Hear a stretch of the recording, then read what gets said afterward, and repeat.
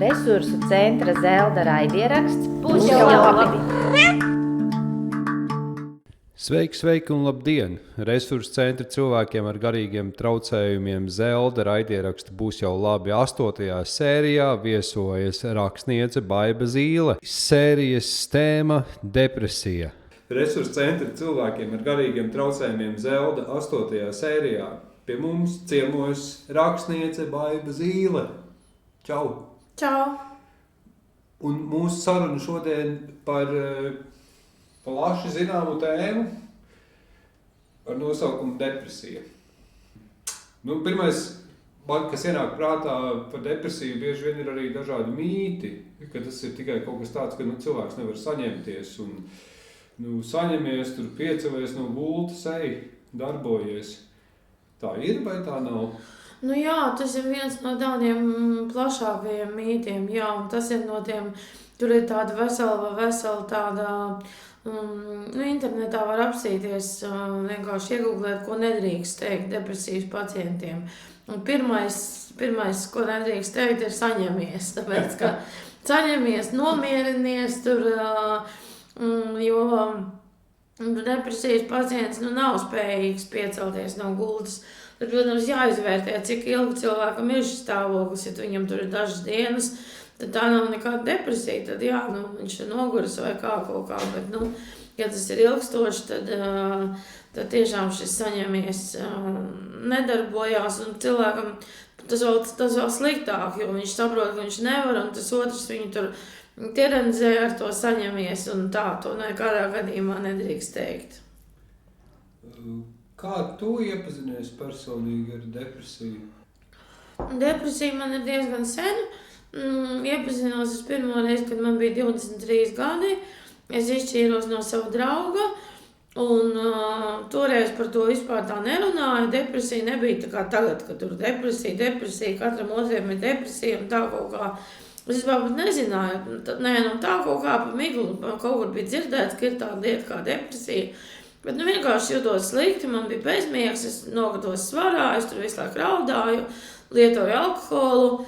Un tā kaut kā pagāja man ziema, kamēr mamma man neaizved pie ģimenes ārstes, un viņa man izrakstīja antidepresantus. Toreiz tas bija kaut kas man tāds ļoti tāds jauns un interesants, un vispār, kas tas tāds ir, un tā kaut kā, Un tiešām pēc tam 2 nedēļām klasiski, kas skaitās tā kā, kad antidepresanti iedarbojās, man tā kā acis atvērās, kaut kā pēkšņi ieraudzīju visu tā skaidri, un man sāka interesēt cilvēki, un es pārvērtos pilnīgi par citu cilvēku. Toreiz man bija ļoti maza deva, tagad es to saprotu, tāds mikro knipacīts, ko es tur dzēru, un dzēru nepilnu gadu, un tas ir tāds variants, kas tā kā ekstrogēnā depresija, kas ir uz kādu noteiktu gadījumu, kad cilvēki izšķirās, kad kāds nomirst. Daudziem ir šī depresija uz kaut kādu konkrētu traumu, kaut kādu tādu. Bet pēc tam man vēl piemeklēja tādu depresiju stāvokļi, un tad pirms 12 gadiem es izdegu, un tad jau man šī depresija pārvērtās jau permanentajā, jau tādā endogēnajā depresijā, kad ir visu laiku jālieto zāles un jāskatās līdzi savu mentālajiem stāvoklim. Depresija man ir trauksme, līdzi trauksme un depresija ir draugi. Viņas ir ļoti iet roku rokā. Praktiski visiem man ir daudz draugu, paziņas, kuriem, protams, esmu ārstējusies arī klīnikā. Vairākas reizes ir radušies daudz paziņas no šī loka, un praktiski visiem ir depresija un trauksme. Tas ir tāds ļoti nepatīkams depresijas, tāds pavadonis. Pat es nezinu, kas ir briesmīgāk, tā depresija vai trauksme, jo trauksme ir arī šausmīga, tā. Kā ir dzīvot ar depresiju? Ko tas nozīmē no tavas skatu punkta, no depresijas piedzīvotāja? No manas skatu punkta tas ir tāds, ka man ir jādzer zāles, diezgan daudz, man ir zāļu kombinācija. Maniem draugiem paziņām arī ir zāļu kombinācijas, tur nav tik vienkārši. Kādreiz dzēru 1 tabletīti, tad Man bija tāda, laikam, tā remisija, bet tagad es dzeru diezgan daudz. Tur ir viss kas, tur ir depresija, tur ir trauksmē, tur ir garstāvokļi. Pirmais jau ir šīs zāles, jo, tad, kad zāles nedarbojās, tad ir slikti, jā, pārējais viss ir pēc tam. Tad es eju uz psihoterapiju reizi nedēļā, reizēm eju uz psiholoģiskā atbalsta grupiņām, un es biju ļoti pieskats savu mentālo stāvokli.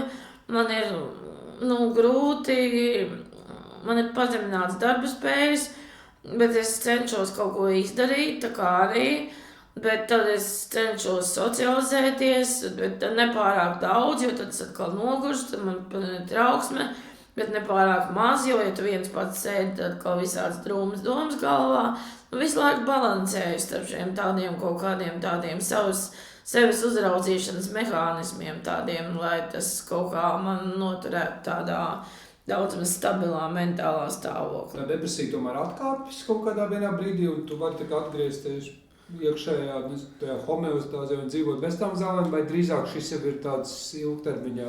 Godīgi sakot, nē. Maniem draugiem tā nav. Visi dzer zāles visu laiku, visiem ir kaut kādas gadās, kaut kādas krīzes, visu laiku pa laikam nokļūst klīnikā, es arī, un laikam mums visiem ir tā endogēnā depresija. Nav tā, nezinu, es tādus nezinu personiski. Nē, es zinu, ka cilvēki man ir stāstījuši tiem, kuriem ir bijuši uz to gadījumu, tā kā uz to ārējo, kas tur ir šķīrušies un kam tur kāds ir nomiris, jā, bet principā arī, kur es esmu ārstējusies klīnikā, cilvēks katru gadu tur atgriežas un nē, nezinu tādus, jā, tiešām, diemžēl. Nomāktības stāvoklis, nav enerģijas, negatīvas domas. Cilvēkam, kas nekad nav varbūt piedzīvojis depresiju, kā tu vari izstāstīt, kas īsti notiek? Patiesībā nezinu pat netik daudz negatīvas domas, bet tas, ka nekas neinteresē, viss liekas tāds pelēks. Jā, negatīvas domas arī droši vien, viss liekas tāds pelēks, tāds kaut kāds tāds bez tāds tukšs, tāds absolūti tāds. Un tad ir šī trauksme sasodītā, jā, tas viss ir kopā roku rokā, un tad no visa baila, un tad liekas, ka tā kā notiks kaut kas briesmīgs, un tad pat grūti atšķirt, kurā brīdī sāks tā depresija, kurā brīdī sāks trauksme. Jā, un depresija, manā tādā skatījumā tas tukšums, tas tāds briesmīgais tukšums, kas visu tā kā pārņem tāds. Tas, ka nekas neinteresē, tu neesi spējīgs pat paskatīties seriālu tur vai kaut ko palasīt, un nav intereses pilnīgi par neko dzīvē. Viss jau liekas kā 1000 pārunāts, un vienkārši tavu jēgu, savu resursu tam atdot? Vienkārši, jā, liekas, ka tas man neattiecās, ka man nav jēga atdot resursu, maz spēka. Jā, tagad man depresija kādu laiku nav bijusi, tagad es mēģinu noformulēt, kā tas īsti izpaužās. Tā kā tāds... Jā, tāds viss tāds absolūti iztukšots, un tu sēdi vienkārši kaut kā tupi skaties kaut kādus telefonā, kaut kādas lietas, neko ne uz ko neesi spējīgs. Zinu, ka tev ar diezgan regulāru intervalu tiek izdotas grāmatas, ko tu saraksti un raksti. Kā tas ir iespējams, kur tu atrodi to apņemšanos? Man jau nav depresija, es jau dzeru zāles, man jau viss ir labi tādā ziņā, es jau esmu diezgan stabila. Man jau ir radošās spējas, man ir socializācija daudz, man ir daudz draugu, es uzstājos, tas jau viss pateicoties tām zālēm. Tādā ziņā, ja tu dzer zāles un sevi pieskati, tad jau tu vari darboties. Jā, es gribētu rakstīt vairāk, bet, nezinu, vairāk man izdotuši. Varbūt tas būtu pat traku, jā. Es jau tā diezgan daudz sarakstu. Bet nē, es vienkārši esmu tādā, pateicoties zālēm, tādā stabilā stāvoklī. Darba spējas gan ir samazinātas, es to jūtu. Man vajag daudz atpūsties, bet es varu, jā, es varu. Un kā tu tiec ar trauksmi galā uzstājoties cilvēku priekšā, vai tam tev arī palīdz zāles? Reizēm palīdz zāles, reizēm nav trauksmes, atkarībā kāds ir vispārējais fons. Man ir vienkārši nedrīkst pārāk daudz pasākumus saplānot, tad iestājas trauksme, tā kā ir tāda, ļoti ātri iestājas pārslodze, tā kā, pārslodzes ir trauksme. Es nevaru, piemēram, katru dienu kaut kur iet un kaut kur uzstāties un kaut ko darīt, un tad man tiešām piemetīsies trauksme. Ja man ir bijuši tādi mierīgi dzīve, mierīgas dienas, tad neko, eju un uzstājos, es jau esmu pieradusi, jā. Ja tā trauksme tā kā nāk virsū, tad tad palīdz zāles, jā. Un tad es jau esmu diezgan iemanījusies, tos savus mentālos stāvokļus izvērtēt, vai man tas zāles ir vajadzīgs vai nav, pārsvarā nav. Es jau esmu pieradusi uzstāties. Ir dažādi stereotipi, pastaigā dabā, nopeldēties ezerā, visādi tur saka cilvēki. Jā, man palīdz psihoterapija noteikti daudz, jā, jo es varu regulāri izrunāt tos savus kaut kādas lietas ar psihoterapeitu. Pastaigas es gribētu vairāk, bet ir grūti kustēties dēļ tām zālēm. Palīdz draugi, jā, palīdz tur kaut kā atsaistīšanās, kaut kādas sarunas, kaut kādi jauki pasākumi, kaut kādas, socializācija noteikti palīdz, jauni iespaidi. Nopeldēties, jā, vajadzētu nopeldēties, jā, šitai augstumā tikai kā sev piespiež kaut kur aiziet un izģērbties kaut kāds puspliks, es nezinu. Palīdz, labs laiks, nezinu, tagad ir augsti, tagad ir tāds, jā, tagad ir diezkas nav, jā, jā, palīdz, viss kas. Bet saulē ir ieskats, faktiski tas arī ir tas traucējums, tā sezonālā depresija, tas arī te ietekmē? Nē, man patiesībā pēdējās krīzes ir bijušas vasarā. Īstenībā, jā, tāpēc, ka, laikam dēļ tām zālēm tā sezonālā depresija man neietekmē, bet kādreiz man ietekmēja, kad es nedzēru zāles regulāri, es jūtu sezonālo depresiju, man bija, jā, bet tagad viņas to vienkārši nomāca un tā, bet es saku, man pēdējās 2 gadus ir tieši kaut kādā augustā bijis krīzes, nezinu, kāpēc. Laiks ir labs un man ļoti patīk vasara un es viņu gaidu un izbaudu, bet vienkārši es nezinu, tas organisms tā reaģē. Depresija ir viltīga, viņa ir tāda ļoti, ļoti viltīga slimība. Viņa piezogās un tevi pārņem un viss. Kā ir ar tavām grāmatām, ja nav noslēpums, cik grāmatu es sārakstījusi, neesmu skaitījis? Tagad ir iznākušas 9, bet man ir 2 vēl iesniegtas izdevniecībā. Tagad man ir romāns iesniegts un tūlīt iesniegšu to pēdējo bērnu grāmatu. Par to burvju kaķi? Jā, par burvju kaķi, jā. Tā ir taisnība, ka tu biji viena no pirmajām rakstniecēm Latvijā, kas izveidoja grāmatai ilustrācijas ar mākslīgo intelektu. Pirmā, jā. Un tagad arī būs jaunajai kaut kas līdzīgs? Jā, es esmu iesākusi un tagad man tas jāturpina ir tādā veidā. Bērni ir pieraduši, viņiem patīk tās bildes un tagad būs tas pats, jā.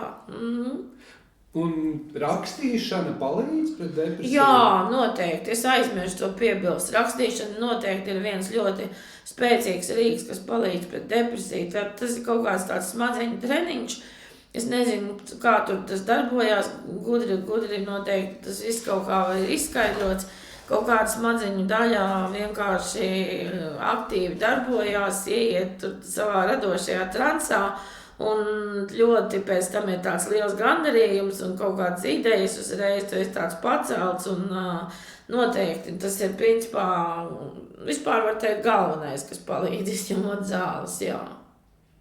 Arī tavā dzīvē ļoti nozīmīgs segments rakstīšana. Jā, noteikti.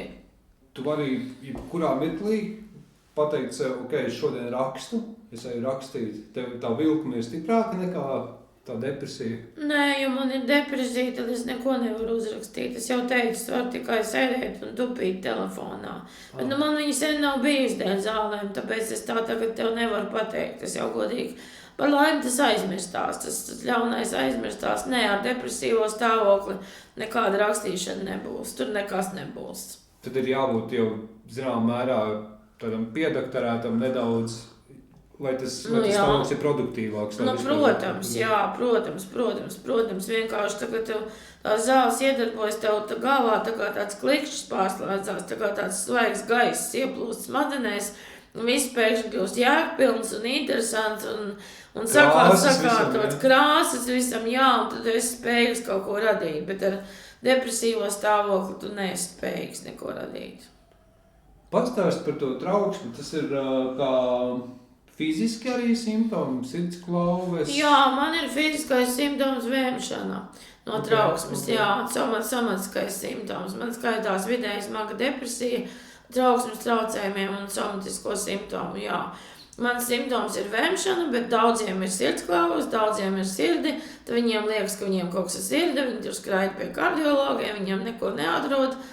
Man ir vēmšana, man bijusi arī ļoti stipras muguras sāpes, man ir bijusi alerģija, neizskaidrojama, ko es veselu gadu tur vazājos pie alergologa un neko man nevarēja atrast. Man ir bijušas svīšana, negulēšana, bezmiegs, tad atkal tāda hipersomnija, ka var visu dienu nogulēt. Raudāšana nav bijusi. Tāpēc, ka es no tiem antidepresantiem, kurus lietoju, tomēr viņi kaut kā nobremzē to raudāšanu, bet zinu cilvēkus, kuri rauda augām dienām, kas vēl no trauksmes ir. Jā, daudziem ir sirds, jā, sirds, man liekas, ir galvenais, jā. Sāpes, sāp vēders cilvēkiem, viss, kas tur, nezinu, man vienai arī no slimnīcas biedrinai sāpēja pēda, piemēram, nevarēja sadakterēt. Visneiedomājamākie simptomi cilvēkiem var būt, jā. Tas ir tāds psihosomatiskas bāzes, Psihosomatiskas bāzes, galvas sāpes, jā, tā, jā, derealizācija, viss kas, jā, ļoti daudz simptomu. Pilnīgi tādi simptomi, kas nevar ienākt prātā. Piemēram, man tā alerģija bija, es nezinu, man nebija darbspējas, vienkārši nevarēju pastrādāt. Man stecēja acis, es biju visa galva bija aiztūkusi nedēļām ilgi, un tā es visu ziemu pavadīju, un neviens neko prātīgu neatrada. Līdz beidzot es sāku dzert vienu tādu modernu prettrauksmes preparātu, un man visu tā kā roku noņēma. Ļoti interesanti par alerģiju, kā trauksmes izpausmi neesmu laikam dzirdējis līdz šim. Tas ir ļoti, jā, man nekad nebūtu ienācis prātā, jā. Varbūt tāpēc ir bijuši grūti gadi pirms 50 gadiem, jo tas viss kaut kā izlīd ārā, un hormonu terapijas man bija tikai sliktāk. Tas arī depresijas pacientiem nedara, jo viņiem tas āsinās depresija no visiem šiem hormonālajiem līdzekļiem. Vienkārši tas viss kaut kā ļoti ir saistīts organismā, jā, tu neko nevari tur, baigi jāuzmanās ar to, ko tu lieto papildus. Ko tu ieteiktu citiem cilvēkiem, kas sirgst ar depresiju? Kādi būtu pirmie soļi, kur griezties, ko saprast, ko darīt? Varbūt kāds, kad klausīsies šo, arī sēdēs mājās, skatīsies sienā, vispār neko nesapratīs. Pirmais jau parasti, ko cilvēkiem iesaka griezties pie ģimenes ārsta. Ģimenes ārsts jau tā kā tur izvērtē. Ģimenes ārsts jau arī zina tos antidepresantus.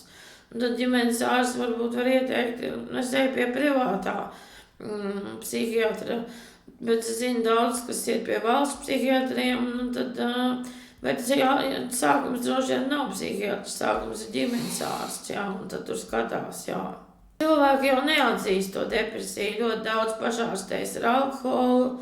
Tas ir, man liekas, populārākais veids, kā cilvēki ārstējas ar depresiju. Es nezinu, vai arī citās valstīs. Es nezinu, vai citās valstīs neesmu pētījis statistiku, bet Latvijā noteikti 100%.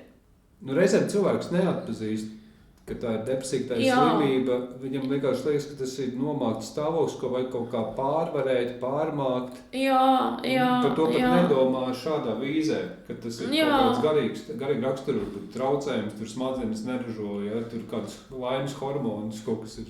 Ļoti daudz cilvēku, es domāju, tā domā, un kaut kā viņi funkcionē, kamēr nerodas šie somatiskie simptomi. Es zinu cilvēkus, tādus, kuriem pat jau bija bezmiegs un tā, bet viņi vienalga kaut kā funkcionēja, kaut kā strādāja, bet līdz brīdim, kamēr rodas šī somatiskie simptomi, sāpes, es saku, man, piemēram, bija ļoti stipras muguras sāpes, ļoti stipras. Es dzēru ļoti stipras zāles, es skraidīju pie visādiem tur, fizioterapeitiem, vingroju kā traka un ņēmos un vēl kaut ko. Un nekas vispār nepalīdzēja? Bet nekas nepalīdzēja, jā, bet man neienāca prātā, ka tā ir depresija arī tāpat kā šiem pašiem cilvēkiem, lai gan man jau jaunībā bija bijusi depresija, bet es vienalga nesapratu, ka tā ir depresija. Es biju ieņēmis galvā, ka man ir jāsalabo tā mugura, un tad man viss būs labi, lai gan es jau raudāju, es nevarēju naktīs gulēt, man bija panikas lēkmes katru dienu, bet es vienalga nesapratu, ka tā ir depresija ar visu savu pieredzi. Un prāts vienkārši bija kaut kā aptumšojies, es nezinu, kamēr beigās man bija tik slikti, ka man tā vemšana bija katru dienu, nu tad es nonācu klīnikā, jā, un tad kaut kā, bet ir grūti to saprast, jā, liekas, ka tev ir kaut kādi citi simptomi, kaut kādi citi somatiskie simptomi, nu sirds, piemēram, man tā kā tu saki sirds klaus, cilvēks vazājas pie kardiologa visu laiku un viss. Jā. Tas ir interesanti, ko tu stāsti, jo bieži vien arī manā prātā, liekas depresija, ka pamatā tas ir tāds ļoti nomākts bezintereses stāvoklis, bet nāk komplektā visas šīs lietas. Jā, pamazām viņas nāk komplektā. Man pirmā bija trauksme, tad, kad man bija izdegšana, man pirmais bija, kas man bija nevis depresija, bet trauksme. Man katru dienu nāca panikas lēkmes. Tad es skraidīju arī tur pie tā ārsta, kā traka pie tā ģimenes ārsta. Viņš man izrakstīja antidepresantu un īsto, kuru man pēc tam klīnikā deva. Es viņu iedzēru dažas dienas, sāku googlēt. Pirmais, ko viņš man pateica, negooglē. Protams, pirmais, ko es izdarīju, atvēru Google, sāku lasīt par to antidepresantu. Un, protams, tur tikai neapmierinātie rakstīja, cik viņiem šausmīgas blaknes, ka viņi tur pilnīgi jūg prātā no tā antidepresanta, un es viņu pārstāju lietot. Viņi iedzēra kāds 3 dienas, es jūtos šausmīgi, jo viņš, protams, neiedarbojās ne pa vienu kapeiku pa 3 dienām. Man likās, ka tas ir no viņa, un es turpināju tālāk iet lejā pa to spirāli. Vispār ir grūti atrast sev piemeklētas ideālas zāles. Jā, ļoti grūti. Ļoti daudz vai ne ir dažādi? Ļoti grūti, jā. Man ir pagājuši gadi, kamēr kaut kas tāds ir atrasts, jā. Un es zinu, ka cilvēkiem ir tāpat, jā. Ir, kam paveicās, bet ir, kam ir ļoti grūti, jā. Jo tāpēc katrs cilvēks ir individuāls, katram ir sava reakcija. Es arī saviem draugiem zinu, viens no zālēm guļ kā lācis, otram pilnīgākais bezmiegs, vienam nekas, otram kaut kāda baigā trauksme piemetās no zālēm, vienam tādu devu vai otram šitādu devu, un otrs tur, tas ir pilnīgi, es pat nezinu, kā ārsti vispār to visu var nokontrolēt. Vienkārši dod visas zāles pēc kārtas, kamēr kaut kas iedarbos. Nē, tā nav. Ir tur tādas zāles, tā kā vairāk nomierinošas, tādas vairāk tā kā uzbudinošas, tad skatās, kāds ir pacients, vai tāds nomāktāks, vai atkal trauksmains.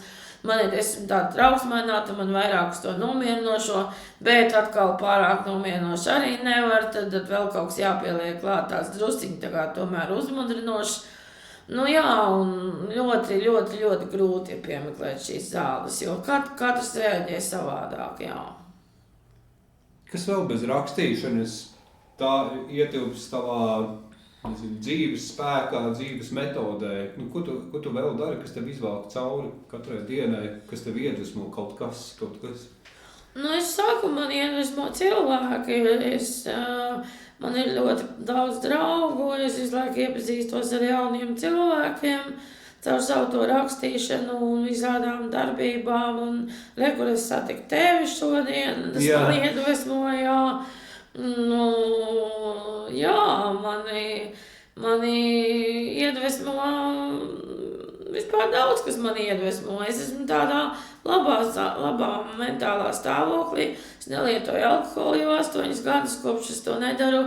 Man iedvesmo pilnīgi viss. Es jūtos tā kā tāds bērns, kurš priecājās par puķīti. Viņam viss liekas tāds interesants un svaigs. Un noteikti var visiem ieteikt šo metodi. Nelietot alkoholu. Tas pilnīgi pārmaiņa apziņas stāvokli. Absolūti, jā, absolūti. Kā tu izlēmi nogriezt alkoholu, vai tas bija viegli? Man liekas, ka Latvija, kā jau te ziemeļu valsts reģions, diezgan modē ir iedzert. Es pats arī ļoti mazliet, gandrīz nelietoju. Alkohols manā dzīvē bija par daudz, jā. Es arī vienā brīdī sapratu, ka ir tā kā, bija bohēma un viss Rakstnieku bohēma. Ne rakstnieku bohēma, manu kolēģi bohēma, tur arī rakstnieku. Nu, bohēmas netrūks, kad tik pieslējies bohēmai, viņi ir visās malās, viņu nevajag meklēt speciāli. Nu, jā, bija par daudz alkohola manā dzīvē. Es kļuvu arī vecāka, man jau bija 43 gadi un bija grūti to visu panest, kamēr tu esi 20 gadīgs, tu vari tur tralināt augām naktīm. Tā, kad tev jau pār 40, tu tur iedzer dažas glāzes un nākamā dienā mirst nost, jā. Nu, bija diezgan viegli atmest, jā. Nu, vienkārši atmetu un viss. Un tā kā es biju domājis nedzert līdz jaungadam, tas bija novembrī. Ģimene arī man tur sāk teikt, ka tā kā, drusku ir pa daudz. Es domāju, labi, mīļām, ir labi, nedzeršu līdz jaungadam, bet man tā iepatikās tā dzīve skaidrā. Es ieraudzīju tādas nianses, tādas lietas interesantas un nevajadzēja visu laiku apdulināties un nākamā dienā tur mocīties, sliktu pašsajūtu. Es arī tajā laikā jau dzēru antidepresantus, un man no viņiem bija ļoti slikti nākamā dienā, ja es iedzēru alkoholu. Jā. Jaucot kopā. Es vienalga dzēru tā kā to alkoholu aiz inerces, bet jaucot kopā bija ļoti, ļoti slikti, pat no samērā mazām dozām. Es sapratu, ka to nevar jaukt kopā, jā. Un tad šī dzīve sākās kļūt ļoti skaista un interesanta, un, kā es saku, viss iedvesmo, un tad es nolēmu, kāpēc visu laiku nevar tā justies, kas man traucē. Man šķiet vispār antidepresants alkoholu neiesaka jau kopējais. Protams, ka neiesaka. Kad es biju jaunāk, es jaucu un man nekas nekaitēja, ļoti daudz jauc. Mēs atklāti runājot. Tā ir, jā. Jā, kurš tad tur, balīti. Tieši tā, balīti. Un ja tu antidepresanti nav pārāk daudz, tā kā man viņi nebija pārāk daudz, es pilnīgi mierā tur dzēru viņus kopā. Bet tik līdz viņus tā kā pieliku vairāk, tad es jūtu to efektu, jā, ka nākamā dienā, kamēr, iedzerot tāds dīvaināk jūties, tu kā īsti nevar saprast, cik tu esi iedzēris, bet nākamā dienā bija ļoti slikti, jā, ļoti, ļoti, ļoti slikti, jā. Runājot to par depresiju nedaudz, ir jau dažas teorijas, ka tas tā kā pārdzimst vai ģenētiski kaut kas, teiksim, tu atceries, ka tev rados kaut kur būtu bijis kaut kas tāds vai ne? Mans tēvs nomira, kad man bija 19 gadi, līdz ar to es ar viņu tā daudz neesmu runājis, kad es esmu pieaugusi. Viņš arī daudz lietoja alkoholu, diemžēl, un tas bija pamats mūsu vecāku šķiršanai. Bet mamma teica, ka viņam noteikti arī varējis būt depresija, jā. Jā, es arī neesmu psihiatrs un neirologs, nezinu tieši, bet zinu vienkārši, ka reizēm ir tās korelācijas dažādām garīgi raksturu traucējumiem. Ļoti daudziem. Diemžēl pārdzimst vēl sliktākas slimības, visādi šizofrēnijas un viss kaut kas. Jā. Esmu redzējis tāds gadījums, cilvēki, ļoti žēl, jo viņi nav vainīgi. Viņam vienkārši tas ir pārdzimis, jā. Tas ir tos ķermeniskais ietvers, kurš varbūt nedaudz līdz galam nefunkcionē kā vajag. Jā, tas nāk komplektā, jā. Labi, 2 pēdējie jautājumi, tā kā virzāmies uz galu. Pirmais 2 grāmatas tev jau ir iesniegts tagad izdevniecībā. Ir jau vēl kaut kāda ideja? Jā, es gribu sakomplektēt Zipros grāmatu, jo man ir daudz tādi mazie gabaliņi. Zipros? Zipros. Zipros. Wow, okay. Tagad modē ir Zipros, zin kā, Es gribu sakomplektēt to Zipros gabaliņus. Man daudz ir plāni, es gribu rakstīt stāstu krājumu, man jau daži stāsti sakrājušies, kādi 5. Visur, kur viņi bija vajadzīgi publicēt. Jā, man daudz šīs radošās ieceres, man lūgu es vēl gribētu uzrakstīt. Man vispār pilna galva ar visādām iecerēm, jā. Tad zini, tu varētu vienkārši dzīvot kaut kur jūras krastā. Jā. Un tev iedot visas dienas stundas tikai rakstīšanai. Nē, tā es nevaru. Tā es nevaru. Es parasti parakstu kaut kādas pāris stundiņas, un tad man vajag kaut kādas citas aktivitātes, Citādi es nevaru visu dienu rakstīt, man tas nedarbojās. Man pēc pāris stundām beidzās tas radošais, tas tāds, kad es kaut ko jaunu varu radīt, un tad man arī patīk, kad sākās kaut kādas sadzīves lietas, tas tā kā Kaut kādu stundu pēc rakstīšanas tu esi tādā transā, tev visāds idejas, tur rodās kaut kādi vārdi, es skraidu pie datora un pierakstu kādam turpinājumam, kaut kādas lietas, man vēl pa galvu tas viss svārās, tāpēc nevaru rakstīt vakaros, jo es nevarētu aizmigt. Nu, vienkārši man viss tā kā virmo tur galvā tā kaut kā, jā. Bet, jā, un tad man patīk, tad sākās tā kā šī normālā dzīve, un tad es pamazām norimstās, jā, tad kļūst normāls, un tad varbūt ir kaut kāda tikšanās draugiem vai kaut kas tam līdzīgs, kaut kāda sadzīves lietiņu kārtošana, tas tāds kaut kāds sēdēt tikai jūras krastā viena pati es nevarētu, man vajag, es esmu ekstraverts, man vajag to sociālo tādu, to faktoru, tāpēc man ļoti patīk dzīvot dubult rakstnieku namā vasarās, es tur dzīvojos, tur ir savs man tāds dzīvoklītis ar visu labierīcībām un visu, kas vajadzīgs, bet tur ir arī citi rakstnieki, un līdz ar to var gan pats rakstīt, gan arī ar citiem parunāties un padalīties, un tādā ilgstošākā periodā, jo nekur jau nav iespēja ilgstošāk ar kolēģiem, es viņu saukšu par kolēģiem, ir kaut kādas prezentācijas, nu tur viņus 5 minūtes parunā, un viss, un tas nav nekas, bet tur tā kā ir tāds, office tāds, var teikt, jā. Tāda radošā nometne bez mazliet. Nē, jā, daži rakstnieki ir tādi noslēgtāki, viņi tur neko negrib tev tādu stāstīt, mēs to visi respektējam, jo mēs visi esam rakstnieki, tas arī tā pozitīvi, neviens tev tur nepiesienās, nelien speciāli čupoties, tas tu esi tāds, labi, mēs to pieņemam, jā. Daži tā kā vairāk, tur ļoti interesanti, jā. Man patīk, kā mūsdienās, varbūt es visam nespēju izsekot līdzi, bet Kristienai Uziņai tikko iznāca mikroromāns, tev būs zipros, man patīk tie jaunie formāti, vai kas tas ir? Man arī mans romāns nav, mans pēdējais romāns, kurus iesniedz arī nav baigi biezais mikroromāns, viņu nenosauktu, bet, tās, nezinu, kaut kāds mini-romāns arī. Cik lapas pušu, ja nav? 150. Un es, vispār, man šis bija ļoti sarežģīts laiks, tie pēdējie 4 gadi, kad es rakstīju to romānu, ļoti daudz bija depresīvu epizodu, krīžu, tur mamma nomira, es izšķīros, bet arī pēc tam bija depresīvās epizodes. Bet es to romānu tomēr dabēju, varbūt tāpēc viņš tāds īsāks sanāca, bet ir ok, man liekas, tāds formāts, jā, tieši tā, jā. Tur viss tāpat ir diezgan daudz tajā romānā ielikts, bet viņš nav tur 600 lapas puses, jā. Klau, bet pēdējais jautājums, mūsu raidieraksts saucas Būs jau labi, un mēs visiem mūsu viesiem prasām, kā tev šķiet, būs labi viss? Jā, būs labi, jā, būs labi, jā. Būs, protams, ka būs labi, jā. Kā tad, jā. Man šķiet, ka būs labi, lai galvenais, lai šis trakais augstums beigtos, jā. Tad būs labi, jā. Būs pavasaris un būs labi. Paldies, tā bija Baiva Zīle, rakstniece, un Harijs Kadiķis, resurscentra Zelta pētnieks. Paldies! Raidieraksts Būs jau labi ir sagatavots ar Sabiedrības integrācijas fonda finansiālu atbalstu no Latvijas valsts budžeta līdzekļiem. Par raidieraksta Būs jau labi saturu atbild Resursu centrs cilvēkiem ar garīgiem traucējumiem Zelda.